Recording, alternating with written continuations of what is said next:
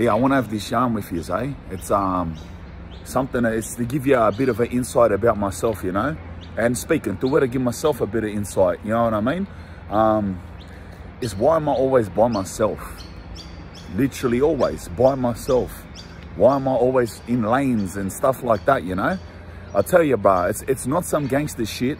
It's not like, you know, there's Facebook little quotes everyone shares like, trust no one, I got my own back, I'm a lone wolf. You know, none of that shit. It's none of that shit.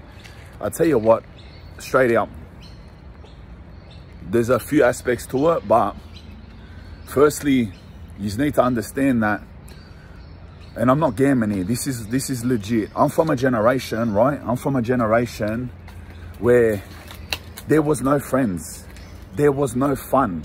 It wasn't, let me explain a bit, all right? When I was young, when I was growing up, right, around these ways, Redfern, Waterloo, Woolloomooloo, right, all it was do crime. All it was hone your skills, make your money, and defend yourself. That's all it was. I'll put it into perspective for you.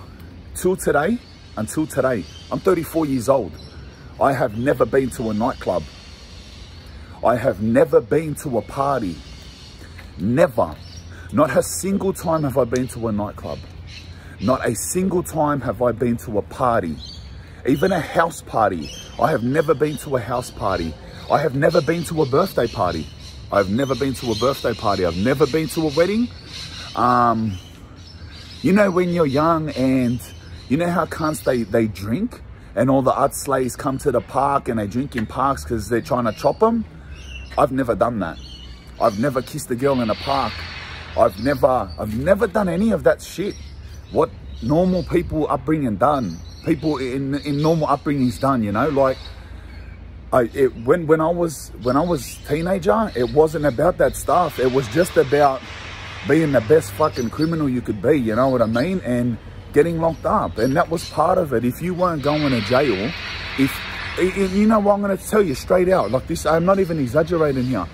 If you were going to parties and fucking drinking in parks or going to a nightclub or something, to my generation, you were a fucking gronk.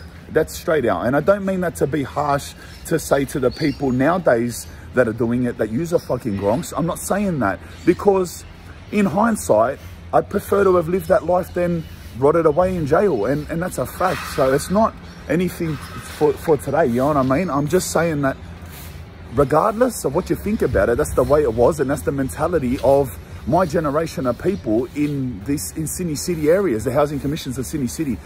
So firstly, you got to understand we were never a friendly person. And see this, the way that I am, this applies to all the boys my age, and the boys from my hood, they know it. All right, so like, because I'm friends with, like, I lived in Glebe just then, I'm living in Redfern now. These are all my areas, you know what I mean? But the weird thing is, like I got out after a life in jail, much like all the other boys of my generation who done all longer than me. They're all still in. I'm the only one that's changed. Look at me, Mr. Famous Internet person now. All the boys are still just kicking back in ALJ. They get out and they do their thing, you know?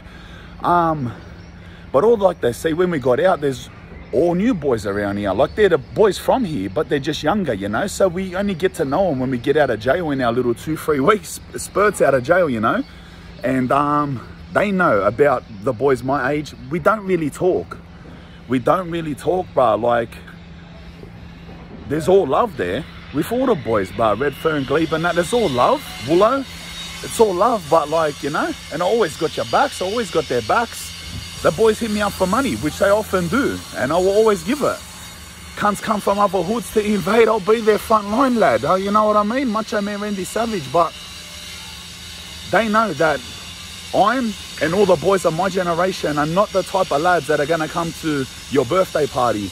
We're not the type of lads that we're going to sit at a pub with you or watch the fights with you or talk about football. We don't do that. They you know, you will see us, me specifically, and I'll be by myself, walking straight through the hood, through Waterloo, through the block, wherever, by myself. You'll see me walking in lanes by myself all the time. And so that's just the thing from my generation. Also, like, you got to understand, like, I done we done a lot of jail, bro. Like, so, like, for me specifically, I'll talk for myself. In boys' homes, the first couple of times I got locked, never had girlfriends for doing lagins with girlfriends supporting, except one time, and she come like 3 times in fucking 5 years and barely sent money, but that don't matter.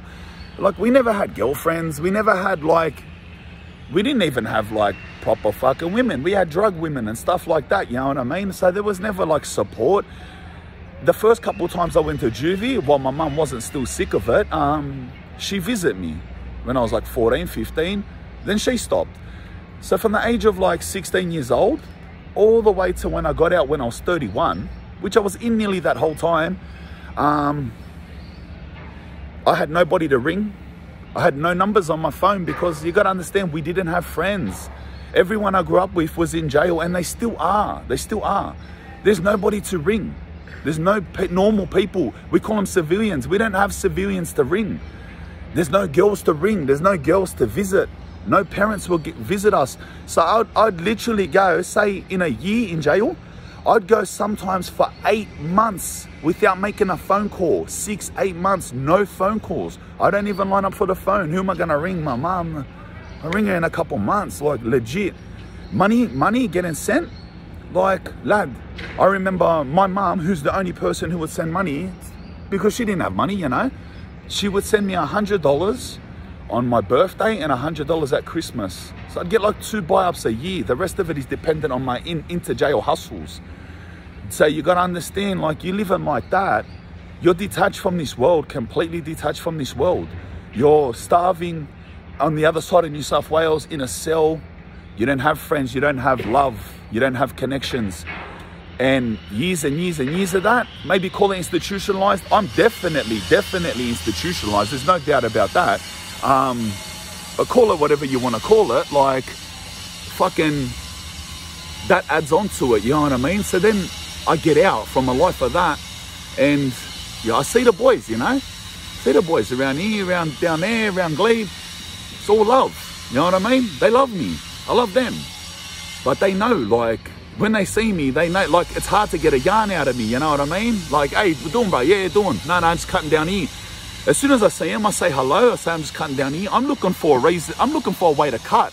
Like, I'm saying, bro, I'm cutting down here. Like, hello. For my generation, hellos are enough. That shows the love. That's it. I got your back, lad. Like, there's no talking, yeah? And so, like, that's the point. Like, I never walk around with a person. You will never see me walking around with a boy. Never. The only people that I'll ever be with, the only person I'm ever with is my missus. And that's the way it'll always be. It'll just always be me and my missus. And my missus works, she finishes work she didn't get home till 6 at night. Solo all day. You know what I mean? That's my missus time. No reason to ever be with anyone else, you know? So I think, that's the full reason. There's no gangster reason, like, one of those, you know, I done jail, I learned just to trust myself, trust no one, so I roll. None of that shit. None of that shit. Like, I wish I was one of those, like, lads, oh, I'm with the boys, let's all fucking do parties and that. Like, I'm just not. It's not in my heart. Straight out, I feel awkward around the lads, you know what I mean? Like, 5 minutes later, I'm like, bro, I got a cut, what the fuck's going on, you know? So yeah, you may think, like, this cunt's always by himself. This cunt's always in a lane and this and that. And it's like, you may think, like, look, like Spanian, famous rapper. You're famous around the fucking country. Famous rapper, making money. Like, from your hood, you may be a superstar. By all rights, I should be getting around. Or the boys, yeah, I'm like a fucking, yeah, like packs of boys. I take all the group photos for Insta so you can see I roll deep. I roll deep, lad. I could be doing that. I could be like, you know, you think I should be living like chilling it, or hefts, or look at all the people I'm with, look at this motel, look at these alcohols, and look at these fucking crews, but I just don't. It don't matter if I'm poor with 0 followers and not on the internet. It don't matter if I get $500 million and I'm making millions of dollars. I will always be by myself, walking through the lanes. I don't even walk main roads. You'll see famous rich Spanian by himself, looking at the floor, walking through the lane. And that's a habit. Because back since the days when we were urchin, when the Sydney was really active, always walk through lanes, and I always will. I'll be an old man cutting through the back lanes, and that's the way it is. That's the yarn, lad.